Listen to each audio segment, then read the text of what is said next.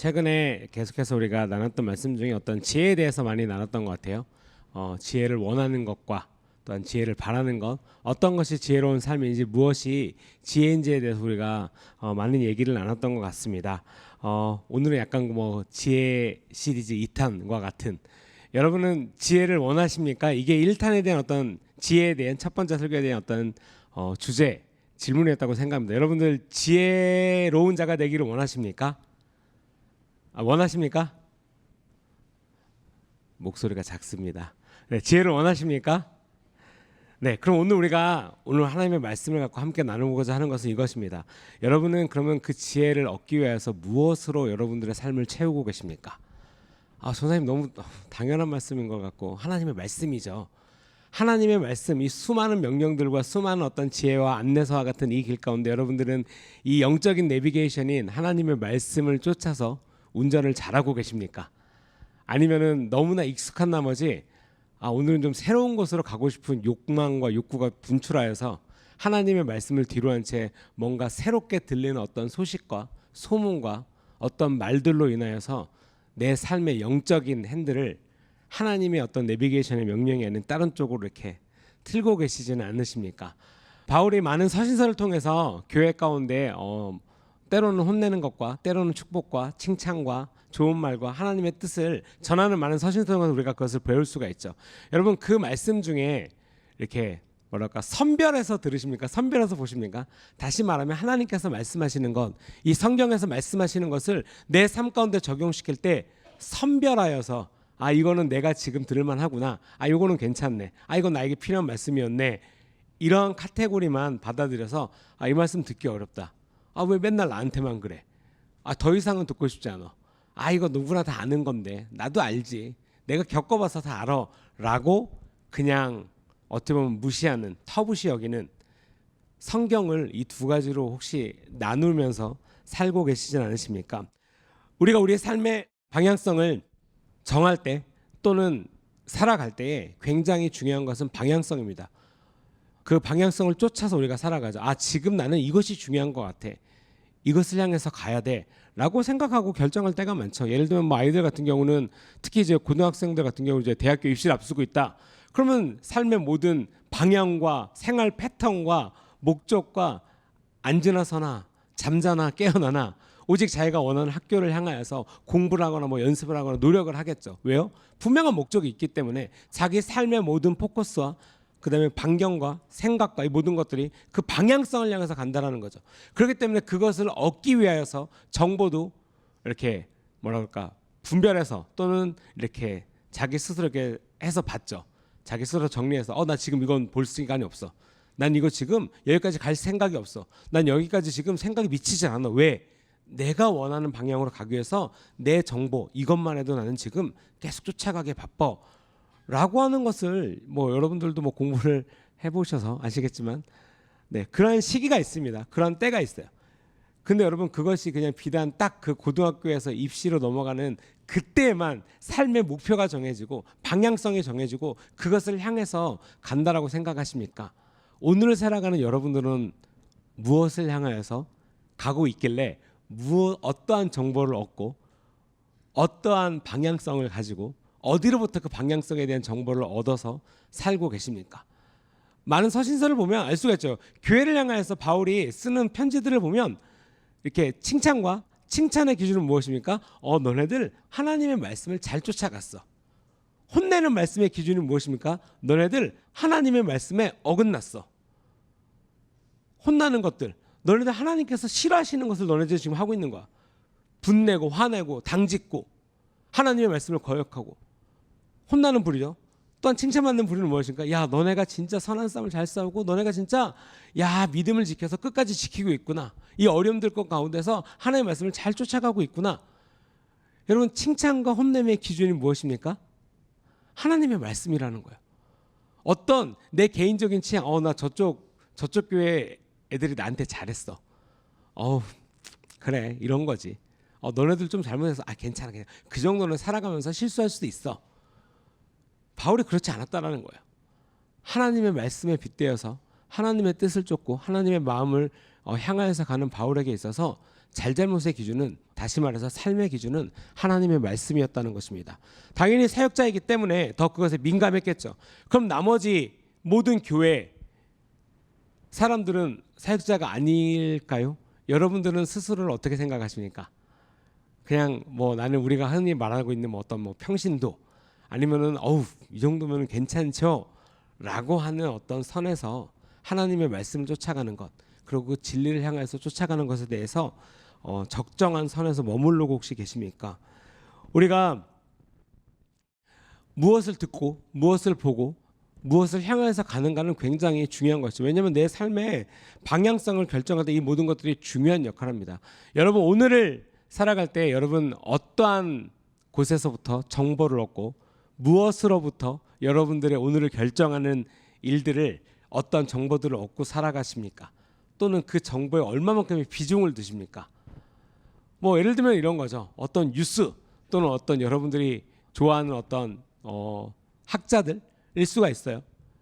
그러한 말씀을 듣고 어떤 정보를 습득해서 이걸 내가 지금 준비해야 되겠구나, 나 이런 운동을 해야 되겠구나, 뭐 그럴 수 있죠. 여러분의 영적인 삶은 어디로부터 옵니까? 무엇으로부터 옵니까? 여러분들은 어디에 속한 자로서 살아가고 계십니까? 하나님의 속한 자, 주님의 교회 성도로서 내가 주님의 교회에 속한 성도로서 살아가고 계십니까? 그렇다고 한다면 우리가 하나님께서 이 시대 가운데 요즘에 우리에게 주시는 말씀에 대해서 민감해야 되는 것이죠. 우리가 많은 걸 얻기를 원합니다. 저도 되게 지혜롭고 싶습니다. 뭔가를 선택할 때, 뭔가를 말할 때, 그리고 누군가를 만날 때, 그다음에 뭔가를 결정할 때 정말 지혜로운 자가 되고 싶습니다.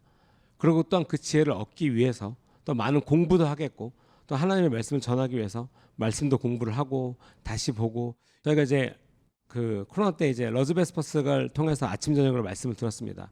여러분들 많이 들으셨죠? 러즈베스퍼스 어떻게 은혜를 많이 받으셨습니까? 요즘에 이런 표현이 별로 안 좋을 수 있지만 되게 한국적인 표현하자면 요즘에 이제 저희가 수요일 날 그 5분 기도라는 다시 컨텐츠가 올라오고 있습니다. 그 러즈 때 목사님께서 기도한 거. 저는 이거를 표현하기를 뭐라 그럴까? 사골국? 뭔가 아주 푹푹 아주 그냥 잘 끓여서 뭔가 진국이라고 그러죠, 여러분들. 진국에 대한 정의 아시죠? 뭔가 이거 정말 진짜다. 핵심이다. 뭔가 이 맛의 중심이다. 약간 뭐 이런 거와 같은 거죠.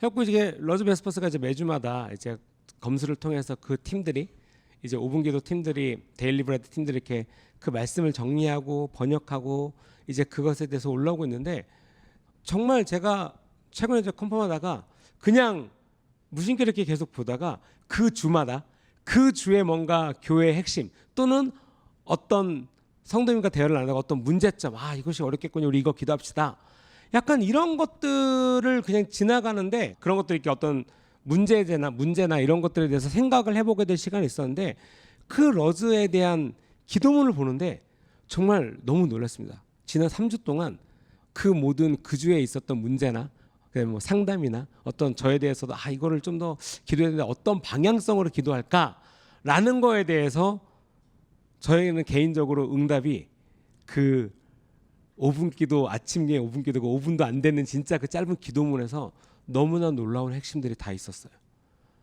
진짜로 하나님께서 정말 놀랍게 뭐라 그럴까, 그 길을 가르쳐 주는 거죠. 와, 너 이거에 대해서 지금 고민하고 있어? 야, 그거 여기 있잖아. 너 이거에 대해서 알고 싶니?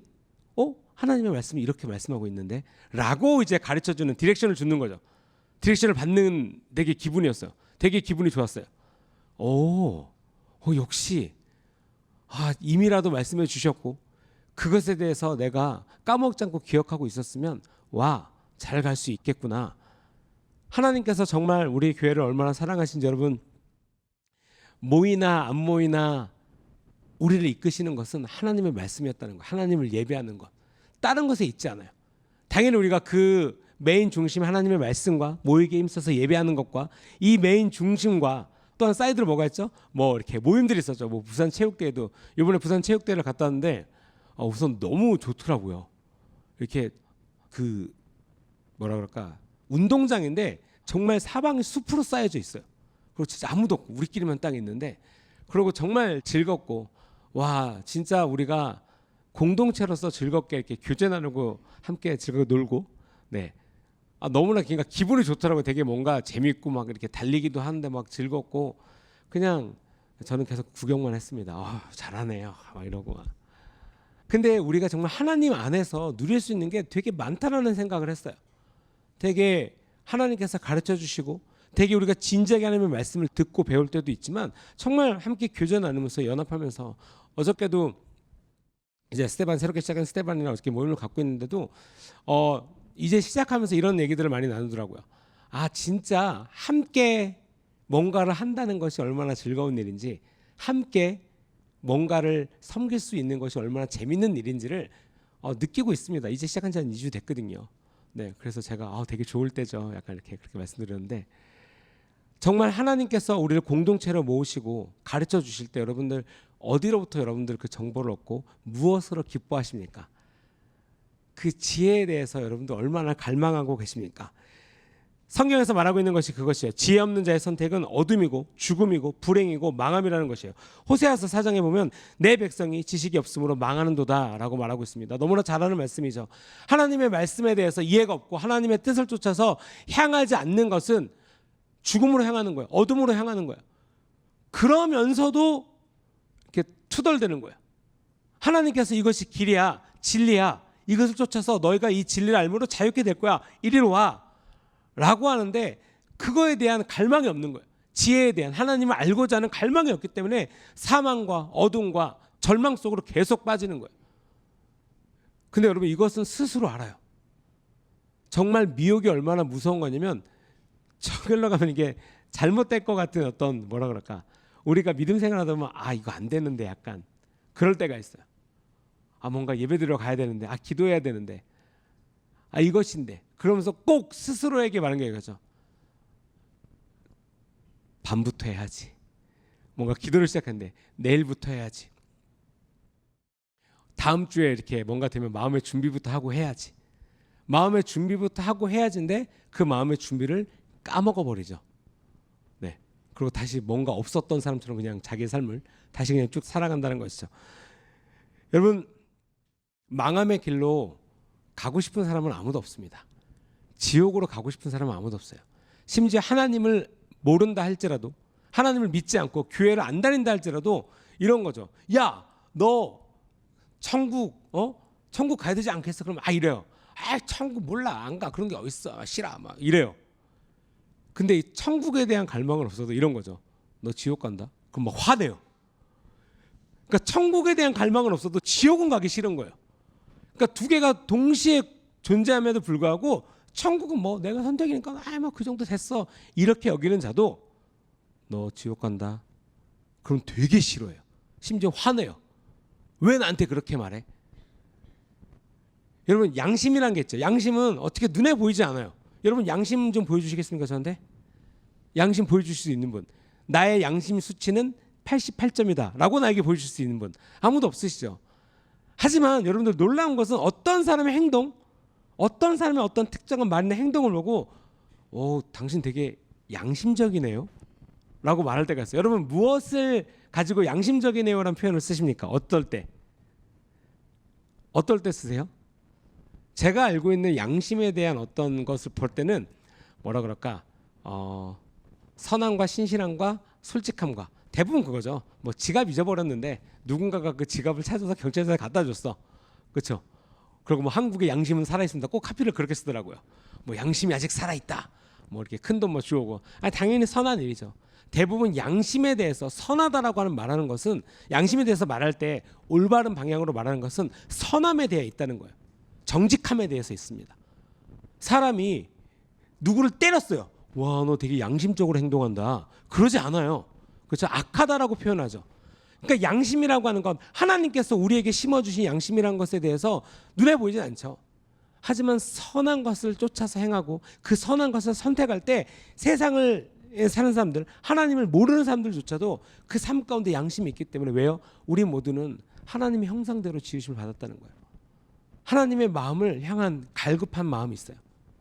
갈구하는 마음이 있어요. 그것이 채워지지 않을 때 공허하고 외롭고 어렵고, 그렇기 때문에 이 세상이 지금 점점 더 어떤 심리적으로나 영적으로나 되게 어두운 가운데 있어요. 왜요? 하나님을 대적하고 하나님을 무시하고 교회를 터부시 여기고, 그렇죠?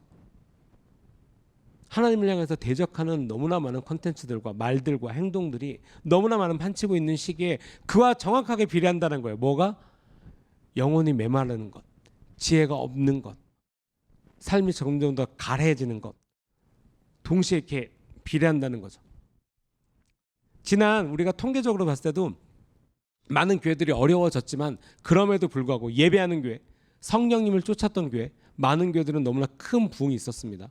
놀라운 부흥이 있었어요. 뭐 참고로 저희도 코로나를 지나면서 교회는 증가했습니다.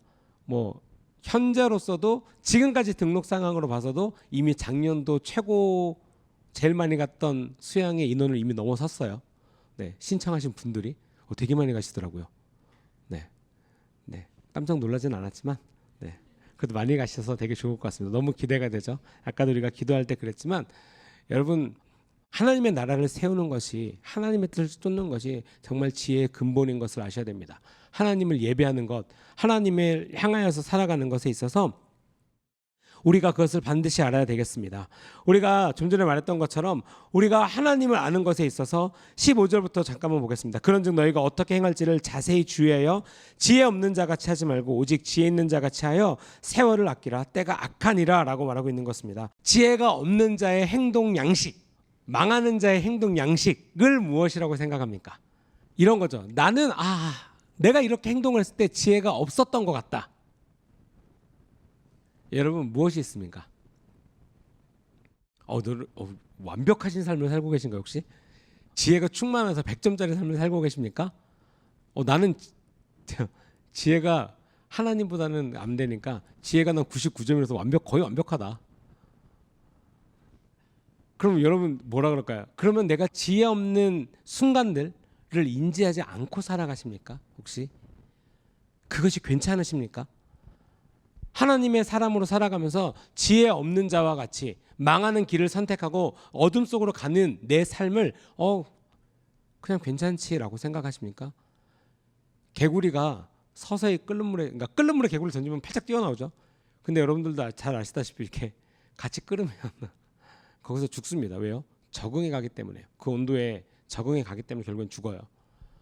여러분들 죄의 온도 가운데, 죄가 더욱더 깊어지는 것 가운데 스스로를 둬서 죄의 온도에 나의 영혼을 적응시키면서 살아가십니까?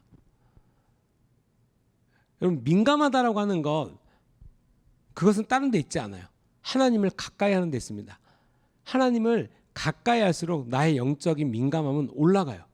왜요?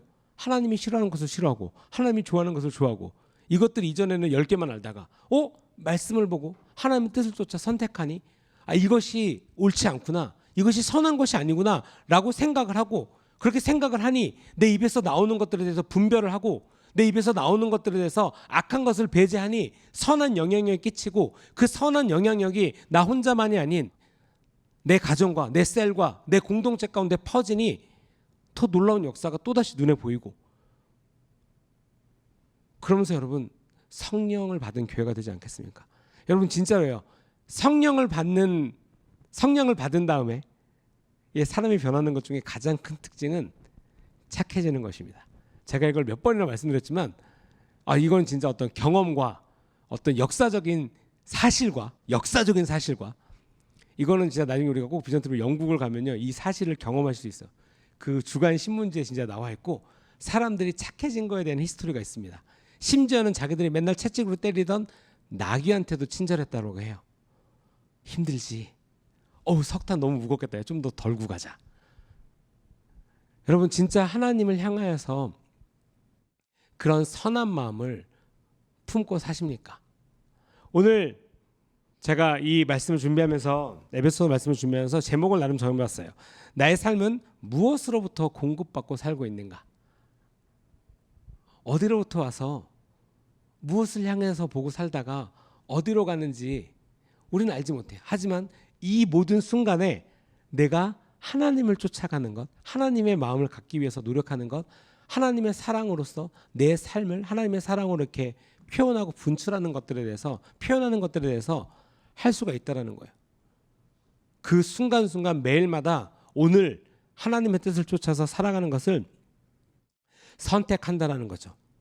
우리가 지혜 없는 자같이 행동하는 것, 사랑도 없고 성김도 없고 은혜도 없고 이런 삶의 열매는 무엇일까요? 진짜 삶의 뻑뻑함이에요. 여러분, 삶의 그 뻑뻑함을 아십니까? 여러분, 건빵 10개를 동시에 드셔보셨습니까? 이 얘기를 듣고 웃으시는 분들은 경험하지 않았어도 그 뻑뻑함에 대해서 그냥 간접 경험하고 계신 거예요. 지금 건빵 2개만 먹어도 물을 먹어야 될지언데 10개를 동시에 먹으면 지금 다들 침을 벌써 꼴딱 생기고 계신데 얼마나 뻑뻑해요. 너무 싫지 않나요? 그리고 어떤 그런 답답함, 뭔가 미세먼지 막 방독면 쓰고 있는 그날에 나가서 조깅한다고 생각해 보세요. 정말 끔찍하죠. 그러니까 조깅을 기본적으로 안 하겠죠. 근데 뛰면은 뭐예요? 벌써 이렇게 막 먼지가 막 입에서 나오고 얼마나 뻑뻑하겠습니까? 여러분, 영적으로 뻑뻑한 삶을 경험해 보셨습니까? 앞으로나 좌로나 뒤로나 우로나 아래로나 꽉 끼어서 그냥 짜증만 나고 아무것도 하고 싶지 않을 때 하나님 앞에 잠잠하여 겸손히 하나님의 말씀을 듣는 게 아니라 그 모든 하나님의 말씀을 거절해서 삶의 뻑뻑함에 끼어 있을 때 그냥 답답한데 짜증나고 내 입에서 나오는 것은 악독이요 독화살이요 독가스고 어느 것 하나 옆에서 이것 좀 먹어, 힘들지, 이것 좀 먹어 놔야지, 너나 먹어. 너무나 못된 그 상황들, 여러분들 입술과 생각에서 무엇을 뿜어내고 사십니까? 하나님의 지혜 없는 자와 같이, 여러분, 지혜를 그냥 단순하게 내가 똑똑하다, 지식이 있다, 이런 영역뿐만 아니라 나의 모든 삶에 그 영향을 미친다는 것을 아셔야 돼요. 하나님의 사랑과 은혜로서 살아가는 것, 그 지혜 있다라고 하는 것은 하나님을 예배하는 것이죠. 그 예배함으로 말미암아 나의 모든 억압과 눌림 가운데서 노임을 얻고 그 노임으로 말미암아 평안과 진정한 기쁨이 있고 평안과 진정한 기쁨을 누리는 자로서 살아갈 때는 참 평안과 놀라운 은혜의 능력이 그 사람을 통해서 흘러간다는 거예요. 기쁨이 있다는 거예요. 어떤 사람을 만났을 때 너무 기뻐요. 즐거워요. 뭔가 함께하고 싶고. 여러분들 정말 좋은 곳에 있다라고 한다면 뭔가 전하지 않겠습니까? 예배, 말씀 들어봐 라고 하지 않겠습니까? 여러분들 아니면은 너무나 좋기 때문에 혼자만 알고 싶으십니까? 하나님의 말씀과 예배를 너무나 좋아서 역시 나만 알아야지, 이거 누구한테 전달하지 않아야지, 그러고 꼭꼭 알다가 누가 이거 들어봤어? 그러면 괜히 안 좋은 소리, 별로던데? 야, 요즘에 그거 지난데 벌써 아직까지 그런 걸 듣고 그래. 그러고 그 친구가 그래? 좋은데? 그러고 넘어가면 자기 혼자 막 듣고 있고. 너무나 약간 그렇죠. 개인적으로 전 되게 감사한 저의 성격 중에 하나는 되게 좋은 것은 나누는 성격이었습니다. 네, 그래서 저희 스태프들이랑 항상 이제 부산을 갈 때 제가 되게 되게 좋아하는 은혜가 너무나 넘치는 찬양들을 나눌 때가 있어요. 네, 저랑 같이 부산에 갔다 우리 스태프들이 지금 막 웃고 계신데, 네, 똑같은 곡을 3시간 동안 듣습니다. 너무 좋아서 들어요.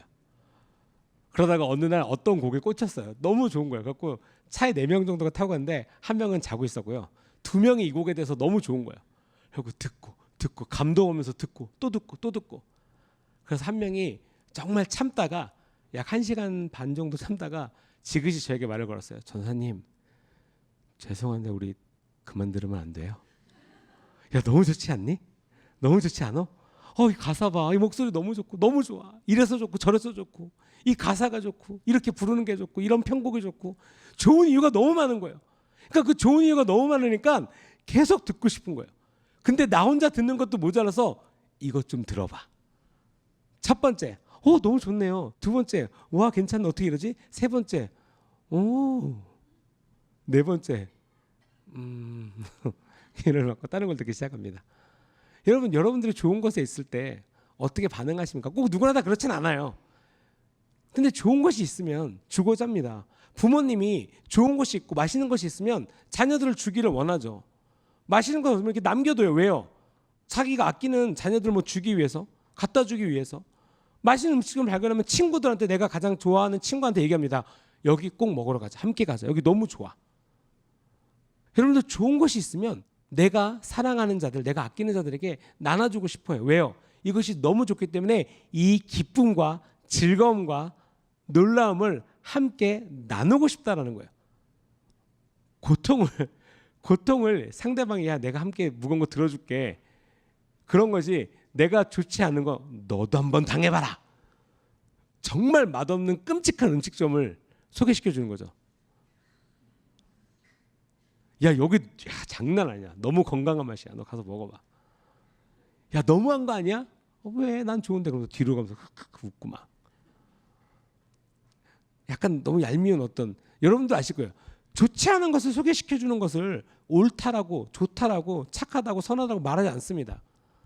여러분 하나님의 말씀 하나님의 지혜를 얻는 것을 어떻게 생각하십니까? 옳다 그러다 그럼 옳다라고 생각하겠죠. 좋다 나쁘다 좋다라고 생각하시겠죠.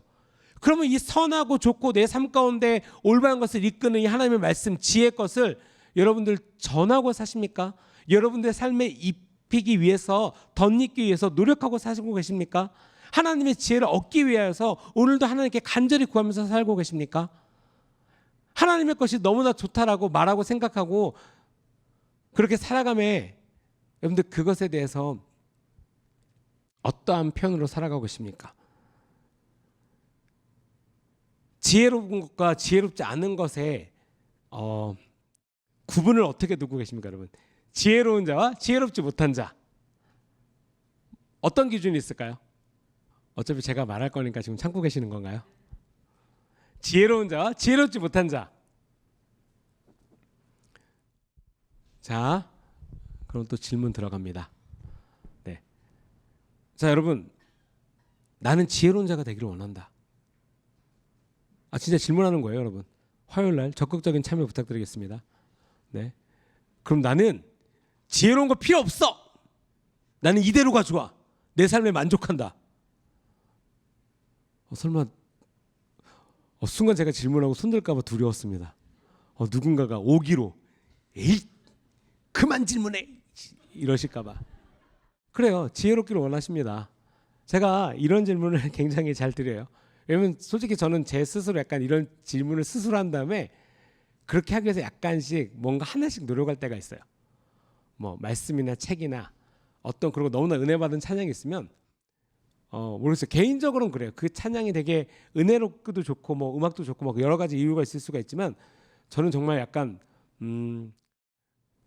말씀도 그렇고 그래서 목사님 설교나 아니면 그 아까 말했던 5분 기도나 이런 거 정말 좋은 게 있으면 그리고 개인적으로 좋다고 느끼면 뭐라 그럴까요? 보통 너무 좋아요. 한 2번 들을 거. 전 개인적인 성향상 그런 거가 있으면 이제 100단위나 1000단위로 들어요. 그러니까 다시 보고 또 보고 또 보고 또 듣고 또 듣고 또 듣고 무섭도록 듣고 듣다가 쓰러집니다. 그 다음날 아침에 있으면 다시 그 찬양 또 틀어요. 너무 좋아요. 어떤 찬양의 가사가 진짜 마음을 이렇게 꽂힐 때가 있잖아요. 그러면 막 혼자서 중얼거려요. 막 그런 가사들이 너무 있을 때가 있어요. 예를 들면은 그런 게 있어요. 나의 갈망을 해서 예배하기 위해 살아갑니다라는 어떤 태그 부분이 있어요.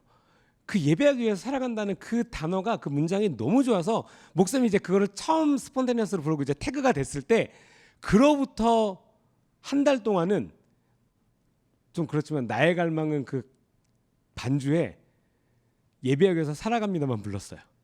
그 나의 갈망을 안 부르고 예배하기 위해 살아갑니다. 그 태그만 부르는 거죠.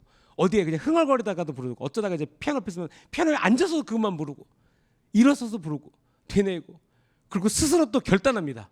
맞아. 내가 주님을 예배하기 위해서 살아가는 거 막 혼자서 괜히 결단하고 막 비장한 표정으로 걸어가고. 왜냐면 너무 좋은 거예요, 그게. 맞아. 나 원래 그렇게 지어졌어라고 생각하고 그런 사람이 되기 위해서 노력하는 것이 되게 기쁘게 느껴지는 거예요.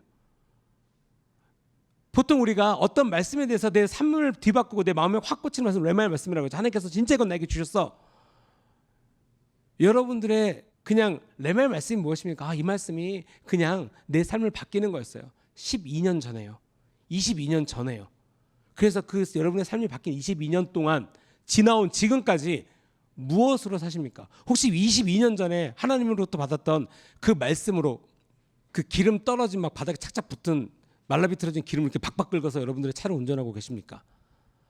하나님의 말씀은 영원하고 오늘도 새롭고 생명 있고 그 능력이 오늘도 넘쳐나는데 22년 전에 하나님께서 가르쳐 주셨던 그 하나 갖고 넘어져서 아직까지 박박 있습니까? 저는 새로운 찬양, 새로운 말씀, 여러분들 주일날 말씀, 이건 또 이렇게 뭐라 그럴까, 추천입니다. 목사님께서 이제 말씀하신 걸 이렇게 들어보면 뭔가 이렇게 전후가 있어요. 그러니까 앞으로 나아가야 될 것에 대해서 어느 정도의 뭐라 그럴까, 힌트나 또는 이렇게 갈 길을 알려주시고, 이전에 우리가 알았어야 되는 것에 대해서 약간 이거 알고 있지? 라고 약간 찝어주시는 말씀도 있어요. 이런 것들에 대해서 여러분들 하나님의 말씀으로부터 여러분들의 영혼이 공급을 받으면요, 잘 가는 차와 같습니다. 어디로 가야 되는지 목적이 분명하기 때문에 어렵거나 두렵지가 않아요. 설령 모른다 할지라도, 내 앞길 내일 일이 모른다 할지라도 기쁨이 있습니다. 왜요?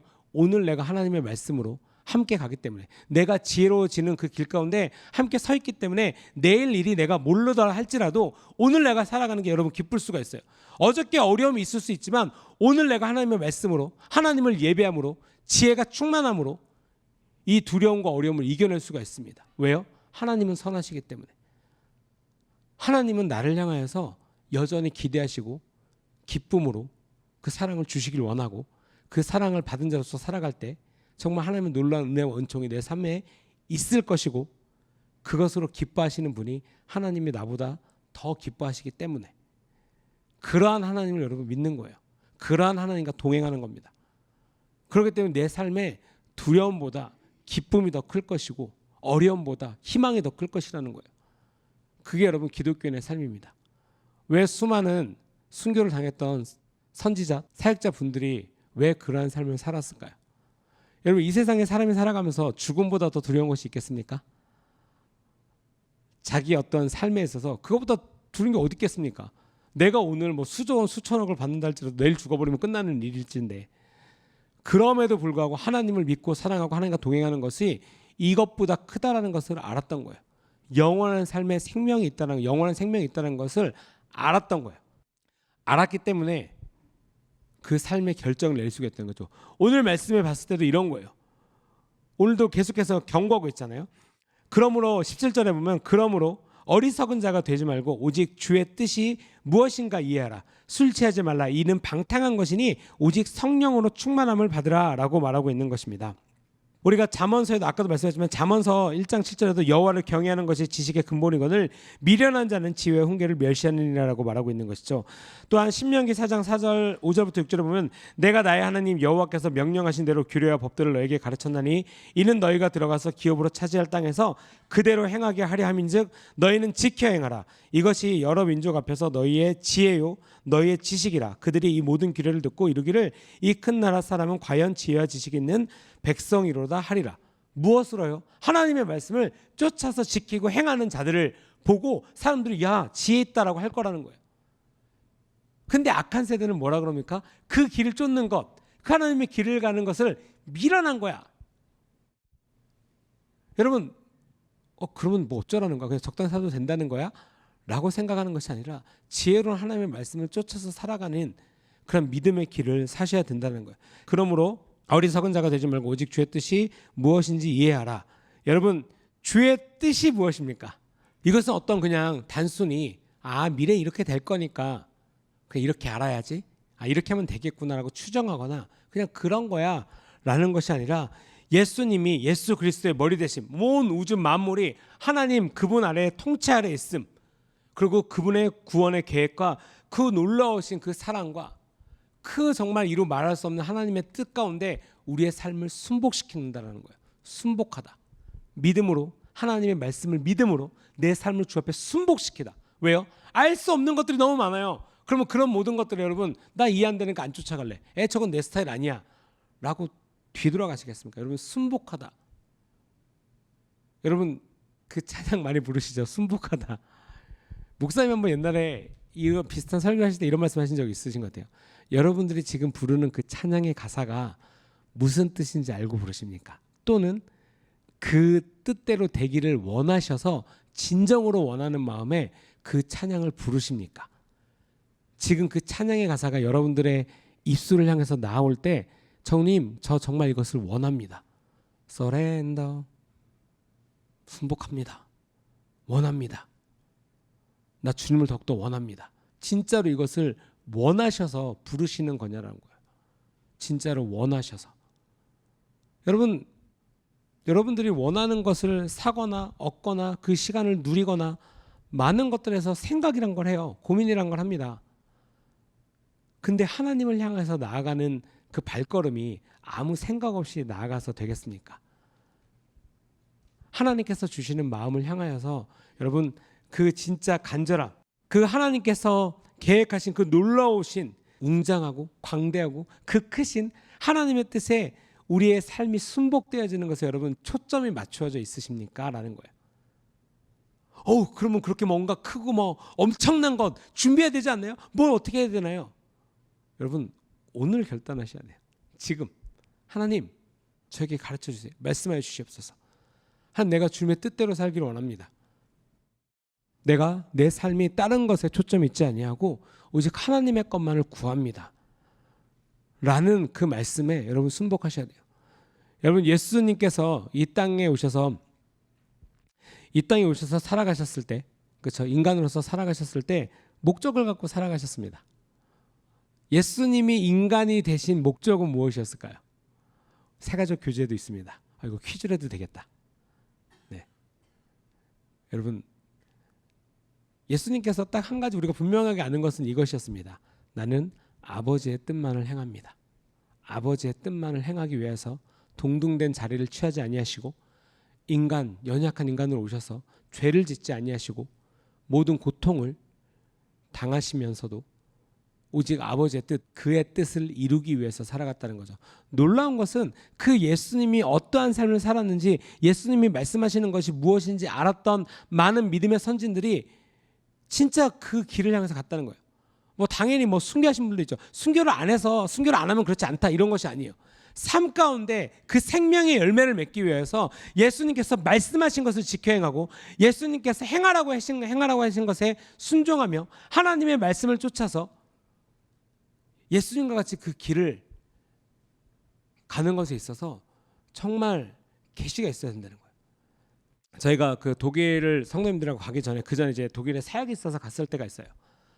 진짜로 그 마틴 루터 호텔 2층에서 저는 그날이 제 삶 가운데 이렇게 뭔가 이렇게 삶의 점을 이어라라고 한다면 그 중에 꽤 큰 포션의 어떤 삶의 포인트였어요.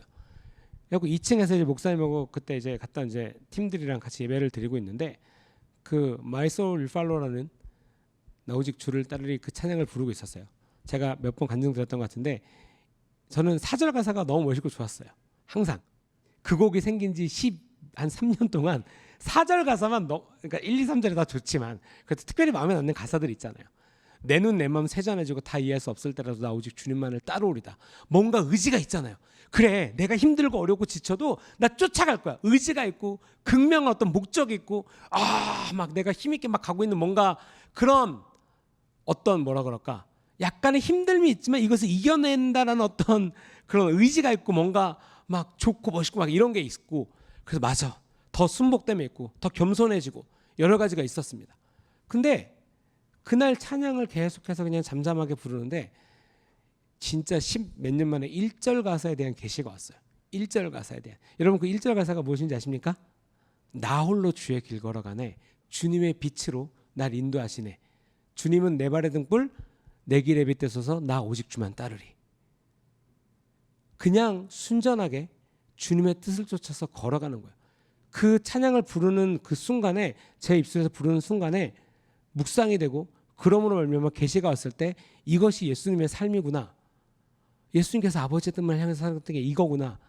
근데 더 놀라운 것은 그래서 그 예수님을 만났던 이 마틴 루터와 같은 사람 그리고 이 많은 그 종교개혁을 일으켰던 사람들 그리고 그 전과 이후에 수많은 예수님을 향해서 대한민국에서 있었던 수많은 선교사님들, 순교자분들 한국 땅에 발도 못 붙이고 죽임을 당했던 외국인 선교사님들 다 이와 같았겠구나.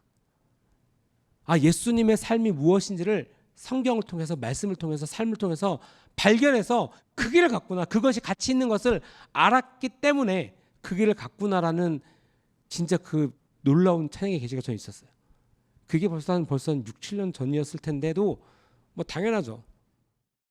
여전히 저에게는 되게 큰 포션의 찬양의 가사의 고백이고 하나님의 말씀에 대한 계시고 그리고 내 삶을 살아가는 원동력이고 그것이 기독교인으로서 어떻게 살아가야 되는 방향이라는 겁니다.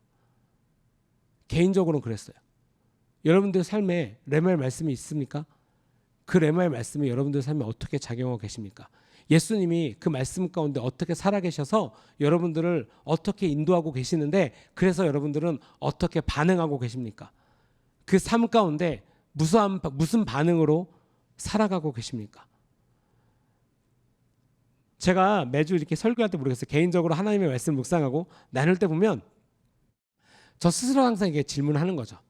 그러고 위해서 이렇게 뭔가를 고쳐 나갑니다. 근데 놀라운 것은 그 중에서 많은 부분을 찾아보면 이미 하나님께서 가르쳐 주신 것들이 꽤 많다는 것을 알 때가 있어요. 아, 하나님이 이거 언제 우리에게 말해 주셨었구나. 이거 그때 그랬네. 그런 것을 많이 깨달으면요. 여러분 오늘을 살아갈 때 하나님이 나에게 무엇을 말씀해 주실지 어떻게 인도해 주실지가 더 궁금하지 않겠습니까?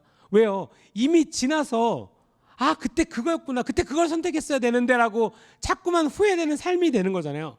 그렇기 때문에 야 너네들 한 치 앞도 모르는 게 자꾸만 내일 이렇게 모르면서 내일 걱정하지 말고 오늘 열심히 살아.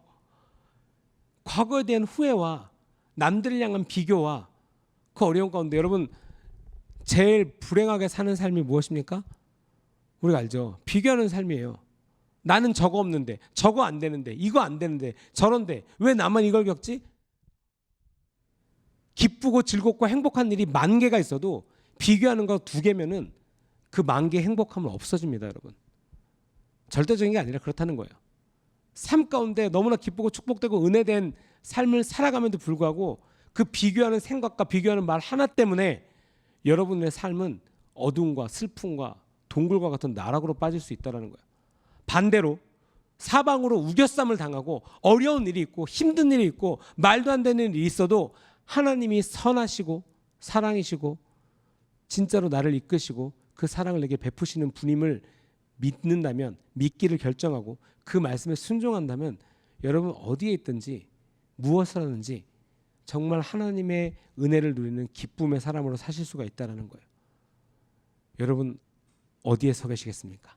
오늘 무엇으로 사시겠습니까? 오늘 나에게 생명 주신 하나님이 너무 감사하지 않으십니까? 여러분 눈 뜨고 이 날씨 좋은 맑은 하늘을 보면서 교회 오는 것이 기쁜 일이 아니십니까? 여러분 아침에 눈을 뜨고 힘들게 아이들을 보내고 그냥 이런 표현은 그렇지만 그냥 거의 뭐 영어 없는 사람처럼 커피 하나 먹어 이러고 여기까지 오셨습니까? 정말 기쁨도 없고 즐거움도 없고 행복도 없고 아무런 기대도 없이 그냥 오늘 화요 예배다 저길 내가 찍고 와야지 그런 마음으로 이 자리에 앉아 계십니까? 그게 아니면 여러분 표정이 지금 그러시면 안 돼요. 뭔가 진지한 듯 하면서 뭔가 고민이 있는 것처럼 보이지만 뭔가 즐겁지 않은 이 표정들. 여러분 무엇으로 사십니까? 하나님께서 나에게 우리 교회 가운데 하실 일이 여러분 기대되지 않으십니까? 우리 주님의 교회가 지금 성전을 향해서 큰 기도를 하고 있어요. 사모님께서도 지난 라이프라인 때 기도했습니다. 여러분 성경에서 하나님의 전을 짓는 것 하나님의 나라를 세우는 것 기쁘고 즐겁고 놀랍고 큰 축복입니다. 그 외에 다른 표현이 없습니다. 역대상에 보시면 성전을 짓고 다윗이 얼마나 기뻐했는지 그리고 그 나라가 얼마나 이것을 향해서 기대했는지 그리고 그것이 얼마나 그들을 향해서 축복에 대했던 일이었는지 왕이 그것을 선포하고 리더들이 그것을 선포하고 백성들이 그것을 누리고 기쁘고 즐거이 함께 준비하는 것을 볼 수가 있습니다. 여러분 이것은 뭐 무겁거나 어려운 게 아니에요. 어려울 수는 있죠. 현실적으로 어려울 수는 있습니다. 하지만 하나님의 나라 하나님께서 하시는 것에 있어서 그것을 동참하는 일은 너무나 기쁜 일이에요. 우리가 잘 알고 있습니다. 그 리저왈드 목사님의 중보기도 그 책을 보면 우리가 블루룸을 꼭 가야 되겠습니다. 그 많은 전쟁들, 전 세계에 있는 어려움들, 세계제 2차 대전에 연합군이 그냥 거의 졌다라고 해도 무방하고 그냥 완벽한 패배라고 봐도 그냥 너무나 당연한 거, 이제 끝났어 라고 하는 그 상황에서 말도 안 되는 상황들이 벌어져요. 여러분 그거 아시죠? 그날 그 덩케르크 그 영화에도 봐서 있지만 3일 동안의 기적이라고 하죠. 탱크가 안 옵니다. 3일 동안. 근데 왜 전진 안 했는지 아무도 몰라요. 심지어는 그 명령을 내린 사람도 없어. 근데 탱크가 왜 또 안 간지도 몰라. 그때 연합군들이 통통배를 타고 넘어가서 영국에 와서 재정비를 하고 적국 그 독일 비행기가 막 날라왔음에도 불구하고 몇천 대가 몇백 대인가 하여간 날라왔음에도 불구하고 비행기가 연합군에는 없었어요. 근데도 도망가죠. 그래서 다시 재정비한 연합군이 와서 결국은 이 전쟁이 뒤집히죠. 승리가 뒤집힙니다. 대한민국도 마찬가지예요. 서울을 점령당한 지 뭐 한 달도 안 돼서 서울이 점령당해요. 근데 서울에서 약 72시간 동안, 약 3일 동안 더 이상 남하를 하지 않고 있습니다. 북한군이. 저도 이거를 자세히 그냥 신경 안 쓰고 잘 모르는 건데 어느 날 무슨 역사 다큐멘터리 나오는데 그런 게 있더라고요. 6.25 전쟁의 뭐 비밀, 72시간의 비밀 뭐 이러고 나와요. 뭔가 했더니 그 북한군이 전방위적으로, 그러니까 뭐 속초부터 해가지고 전방위적으로 의정부에서 다 밀고 내려오잖아요. 그래서 배 타고도 모든 섬으로 가는 거예요. 그래서 우리가 알고 있는 것처럼 증도에는 이 북한군이 남하하지 않았음에도 불구하고 이미 이 섬들은 다 점령당했어요. 왜요? 전략적으로 이미 동시에 다 내려왔던 거예요. 근데 너무나 이상하게 서울에서 72시간을 멈춰 있습니다. 그냥 계속 남아오다 그냥 남아도 쭉 남아하면 되는데, 그래서 그 3일 동안 쭉쭉쭉 어찌됐건 그냥 하염없이 밀려서 부산까지 갔죠. 여러분들 이걸 잘 아실 거예요. 그냥 뭐 반격이고 뭐가 없이 그냥 하염없이 밀려서 부산까지 가요. 그리고 부산에서 아무리 밀고 올려도 너무나 이렇게 우겨쌈을 당하니까 그래서 이제 그 5,000분의 1이라고 하는 인천 상륙작전이 벌어지게 되죠. 우선은 이것도 미스터리고 인천 상륙작전도 말도 안 되는 전략이었고, 그러므로 말미암아 이 대한민국의 놀라운 은혜의 어떤 자유민주주의 국가라는 열매를 맺게 되죠. 근데 다시 본론 와서 이 리조알드 목사님 기도하실 때 그런 거예요. 사람들은 야 그거 운이야, 어쩌다가 됐어, 야 진짜 잘 됐다, 그 정도지만 리조알드 목사님 말씀하신 것은 하나님의 명령으로 하나님의 뜻을 향하여서 하나님께서 말씀하신 것을 믿음으로 믿고 기도하는 자들이 얻는 것은 하나님께서 이루신 놀라운 역사라는 거예요. 그 기적의 순간을 함께 참여한다라는 거예요. 여러분, 믿는다는 것은 하나님을 신뢰하는 거예요. 하나님께서 알려주신 것, 하나님께서 기도하라고 하신 것, 하나님께서 인도하심에 있어서 믿음으로 믿고 함께 기도하고 나아가는 거죠. 그냥 말도 안 돼, 어려워, 힘들어, 나 안 할래, 몰라, 이게 말이나 돼? 에이 오버지. 그들에게 주어진 게 아니라 믿음을 쫓아서 그거 말씀에 순종한 자들, 예수님께서 제자들에게 하신 말씀에도 명확하게 나와 있어요. 이것은 저들에게 주어진 게 아니야, 제자들인 너희에게 이 계시는 주어진 거야. 진주를 개나 돼지에게 던져주지 말아라. 왜요? 그들은 알지 못해. 이것이 얼마나 귀중한 것인지 알지 못한다라는 거예요. 그래서 우리 교회 가운데 오는 비전과 이 사역과 복음을 전파하는 것, 하나님의 나라가 확장되는 것, 이 모든 것에 있어서 그 비전을 간다는 거죠. 저희가 이제 약 1,000여 명 들어가는 어떤 성전을 우리가 계속해서 기도하고 있죠. 그리고 지금 가는 곳이 약간 그 정도 사이즈가 되는데, 놀라운 것은 이제 어저께 어떤 저희를 이제 저희 사역이나 집회에 이제 많이 오셨던 분이 어떻게 이제 연락을 하게 돼서 인사를 하고 뭐 이런저런 얘기를 나누게 되겠어요. 그래서 뭐 성전이나 뭐 이런 거에 대해서 나누다 너무 좋네요. 그러더니 주미의교회 레이지파는 정말 좋을 것 같아요. 그러면서 딱 그분이 첫 번째 하실 말 너무 재밌었어요. 그럼 앞으로 컨퍼런스나 집회하기는 딱 좋으시겠네요. 그러니까 그분도 이제 우리 사역을 아시는 분이라서, 그러니까 잘 됐네요. 그러고 그분도 함께 벌써 기뻐하는 거예요. 사역에 대한 존중이 있거든요. 아, 하나님의 나라가 이렇게 또 확장되거든요. 너무 좋습니다. 조만간 놀러 갈게요. 조만간 꼭 그런 학교도 열어주시고 컨퍼런스도 열어주시고, 하나님께서 우리에게 주신 거, 여러분 계속해서 하나님께서 우리에게 주신 비전과 뜻을 쫓아서 여러분 기도하고 나아가셔야 돼요. 하나님께서 우리 한 명 한 명에게 그 길을 알려주시고 말씀해 주시는 것입니다. 그 사역 가운데 여러분 참여하시길 바랍니다. 우리가 18절에 술 취하지 말라, 이는 방탕한 것이니 오직 성령으로 충만함을 받으라. 시와 찬송과 신령한 노래들로 서로 화답하며 너희의 마음으로 주께 노래하며 찬송하며 범사에 우리 주 예수 그리스도의 이름으로 항상 아버지 하나님께 감사하며 그리스도를 경외함으로 피차 복종하라 라고 말하고 있는 것이죠. 여러분 이것은 우리가 일회성 그냥 한 번 좋아요 괜찮네요 라고 끝나는 것이 아니라 우리가 성령으로 충만함을 받으라. 계속해서 내 삶 가운데 일관되게 하나님의 방향 방식으로 계속해서 나아가야 되는 것이에요. 오늘부터 지금부터 그냥 한 번 됐어요. 아까도 말씀드린 22년 전에 그 은혜로 오늘을 살아가라는 게 아니에요. 당연히 그 은혜가 내 삶 가운데 살아서 움직여야 되겠죠. 근데 계속해서 새로운 말씀, 하나님의 생명이 있는 오늘의 새로운 말씀과 새로운 찬양으로 내 삶이 계속해서 움직여야 된다는 거예요. 시너지 효과가 있겠죠. 그리고 더 놀라운 하나님의 또 다른 계획이 그 22년 전, 10년 전, 5년 전, 어제, 저번 주, 한 달 전의 말씀과 더불어서 내 삶의 생명력을 더욱더 강력하게 하겠죠. 아, 내가 쇠약해져서 못하겠어요가 아니라 하나님께서 나에게 새 힘을 주시니 더 주님께로 나아갑니다. 여러분 진짜 그 하나님을 향한 기대함을 가지시기 바랍니다. 여러분들 삶에 하나님을 향한 기대함이 있으십니까? 나를 향한 기대함이 있습니까? 저는 되게 권면하는 게 언젠가 한번 우리가 이제 다시 송라이딩 스쿨이나 이런 걸 또 했으면 좋겠는 게 저희가 예전에 했을 때 그 한 300명 정도가 등록하셨어요. 송라이딩 스쿨을.